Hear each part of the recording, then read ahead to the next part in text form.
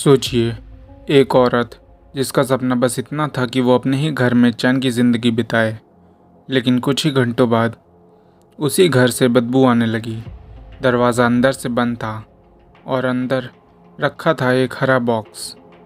जब बॉक्स खोला गया तो नज़ारा देखने वालों की रूह कांप गई। पुलिस आई, जांच शुरू हुई और धीरे धीरे सामने आया वो सच जो इंसानियत को झकझोर कर रख देगा, क्योंकि इस केस में कातिल कोई अनजान शख्स नहीं था बल्कि घर का ही खून निकला। ये कहानी है मैहर, मध्य प्रदेश की, जहां रिश्तों ने ही अपने दामन को खून से रंग लिया। लेकिन सबसे चौंकाने वाला सच इस वीडियो में पता लगेगा।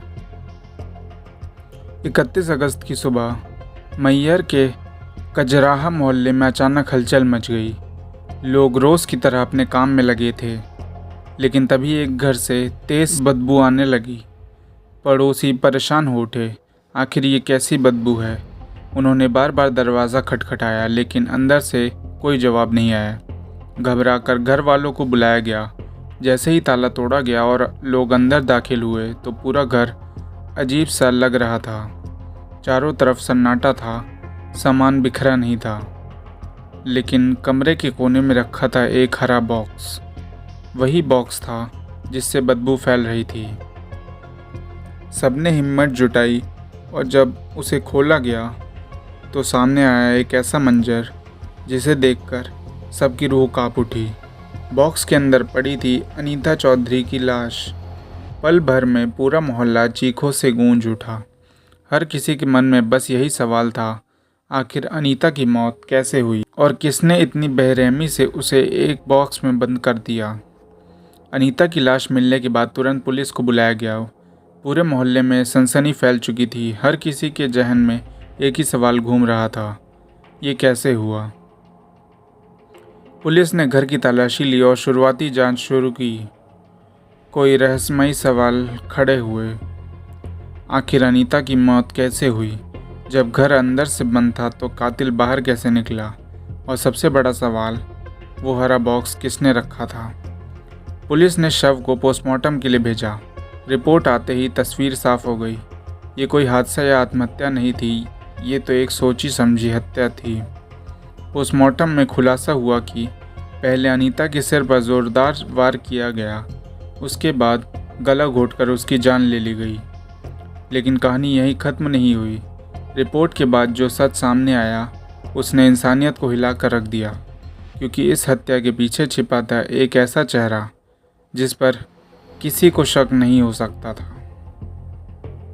पुलिस की तफ्तीश धीरे धीरे आगे बढ़ रही थी। हर सुराग, हर शक घर की चारदीवारी के अंदर ही घूम रहा था, और आखिरकार शक की सुई आकर टिक गई एक ऐसे शख्स पर जिस पर मोहल्ले का कोई इंसान सोच भी नहीं सकता था।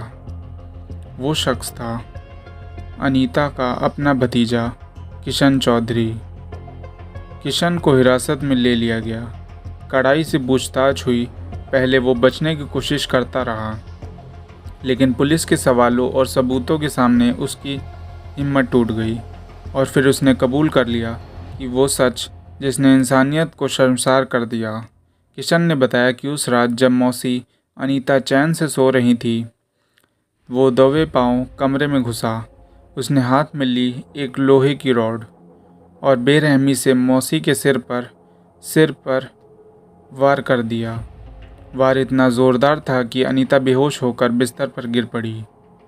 लेकिन यह तो बस शुरुआत थी। बेहोश हालत में ही किशन ने अपनी मौसी के साथ दुष्कर्म किया, और जब उसने सोचा कि सच सामने आ जाएगा तो उसने अपनी ही मौसी का गला दबाकर हमेशा के लिए उसकी सांसें रोक दी। सोचिए, एक भतीजे को गोदी में खिलाया होगा जिसे परिवार का अपना खून माना जाता था, वही उसकी मौत का सबसे बड़ा गुनहगार निकला। हत्या करने के बाद किशन ने वही किया जो अक्सर गुनहगार करते हैं, अपने जुर्म को छुपाने का नाकाम कोशिश। सबसे पहले उसने मौसी के गहने उतार लिए और घर में रखा सिर्फ 1000 रुपये कैश भी लूट लिया।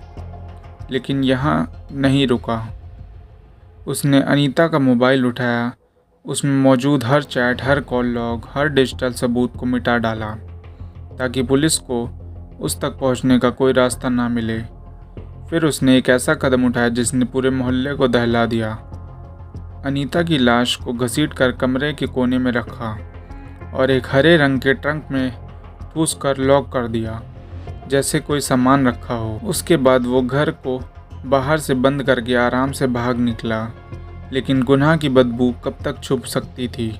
48 घंटे बाद वही बदबू पूरे मोहल्ले में फैल गई और उसी बदबू ने वो राज खोल दिया जिसने किशन हमेशा के लिए जिसे किशन हमेशा के लिए दबा देना चाहता था। सोचिए, एक औरत के लिए सबसे सुरक्षित जगह कौन सी होती है? उसका अपना घर और उसका अपना परिवार। लेकिन मैयर की ये कहानी उस विश्वास को चकनाचूर कर गई। जिस घर में अनीता को सबसे ज़्यादा सुरक्षित होना चाहिए था, वहीं उसका सबसे बड़ा दुश्मन निकला। उसका अपना ही खून, उसका भतीजा। मैयर ग्रीन बॉक्स केस में सिर्फ इंसानियत को नहीं बल्कि रिश्तों की पवित्रता को भी कलंकित कर दिया। आज हर किसी के मन में यही सवाल है, क्या अब रिश्तों पर भरोसा किया जा सकता है?